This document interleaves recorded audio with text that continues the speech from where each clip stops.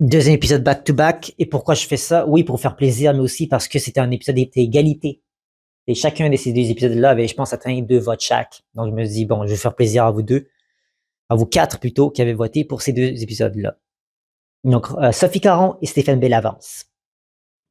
Et là, ça fait plaisir à analyser cet épisode-là parce que là, on est ailleurs. Que l'épisode qu'on a analysé tantôt avec Vézina et Favron, on est ailleurs, on est dans une pure amicalité, on est aucunement dans... On sent pas aucun croc qui est sorti dans ce match. Puis c'est un de mes matchs favoris. Si vous regardez, je vous conseille de revoir mes vidéos. Allez dans ma section playlist, dans mes vidéos qui sont hors d'impro, si vous voulez, bien sûr. J'y parle de faire mon top 10 de mes impros de tous les temps en duel. Et là, oui, c'était à l'époque quand j'avais pas encore mon microphone, donc désolé à l'avance si ma voix sonne différemment. Donc voilà, je l'ai mis dans mes matchs favoris. Vézina, Bellavance et Caron. Pourquoi? Parce que moi, j'en avais pas assez. À la fin, j'avais le goût qu'il en fasse plus d'impro. Je voyais vraiment le potentiel qu'il fasse plus, en fait. Vous comprenez? Je pense vraiment qu'il aurait pu aller de l'avant à cet effet-là. Tellement qu'il y avait de la complicité. Donc, est-ce qu'il y a plus de compétition que de complicité? Non. Ici, purement de la complicité. On ne sentait pas la compétition. Deuxième critère, est-ce qu'ils font des belles impros? Ils en font. Comme avec Vézina et Favron, je me souviens de toutes leurs impros qu'ils ont faites, je pense.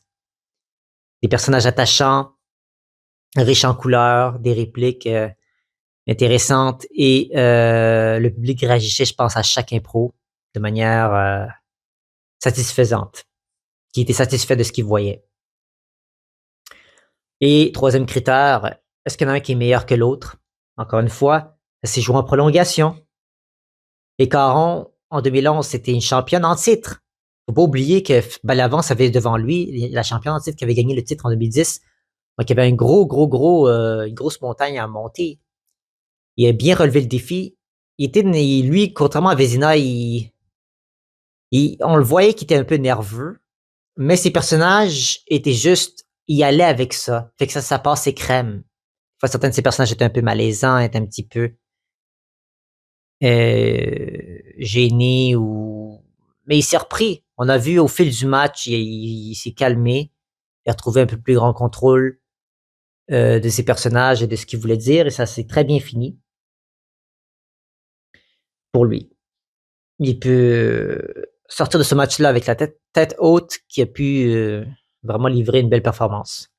Est-ce que je considère que Bellavance est moins bon que Caron? En même temps, Caron, elle en fait de l'impro tout le temps depuis qu'elle en fait tout le temps. C'est c'est sa vie, l'impro. Donc, c'est dur de rivaliser avec ça, mais Stéphane Bellavance, il fait tellement d'autres choses d'intéressant aussi. Il fait de la radio, il a fait animer des émissions. Ah, Bellavance, comment on peut pas aimer Bellavance? J'ai jamais entendu quelqu'un qui critiquait en négatif Bellavance. Puis voilà, c'est ça qu'on veut au Québec. Des gens comme ça, au bon cœur. Puis Caron aussi. Et là, évidemment, ça y est, sa place à la LNI. Elle travaille fort pour ça, puis elle va, comme elle a dit, elle va jouer jusqu'à sa mort à la LNI. Puis je suis super content qu'elle veuille continuer à faire de l'impro. Je sais pas si un jour elle va prendre sa retraite, je sais pas. Peut-être, je sais pas. Si ses enfants, un jour, sont aussi intéressés par l'impro qu'elle. Jusqu'à présent, comme je l'ai dit, l'impro, c'est jeune, hein. Là, je m'éloigne un peu du sujet, mais j'en profite pour en parler parce que je parle de Caron. L'impro, c'est jeune. C'était commencé en 1977. Tu sais, l'impro, les enfants de l'impro viennent d'être logiquement, en ce moment, ils ont dans la vingtaine. Donc, il y en a qui pourraient logiquement faire de l'impro, mais j'entends pas parler de seconde génération de joueurs d'impro. Parce que leurs parents, ils ont déjà paved the way, comme on dit en anglais. They paved the way.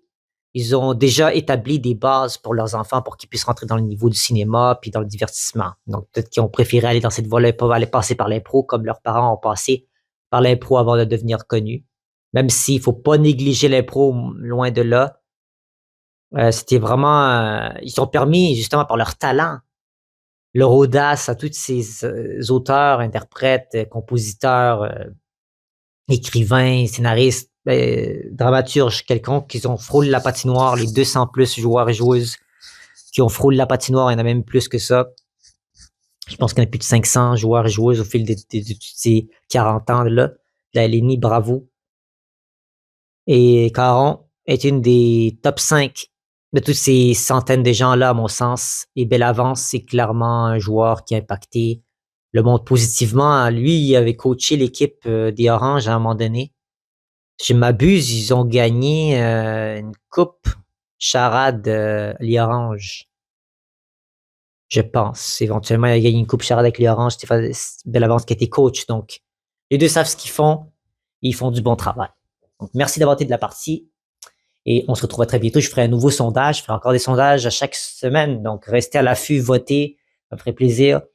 Et de vous lire. Donc, merci à vous tous d'avoir été de la partie. Au revoir.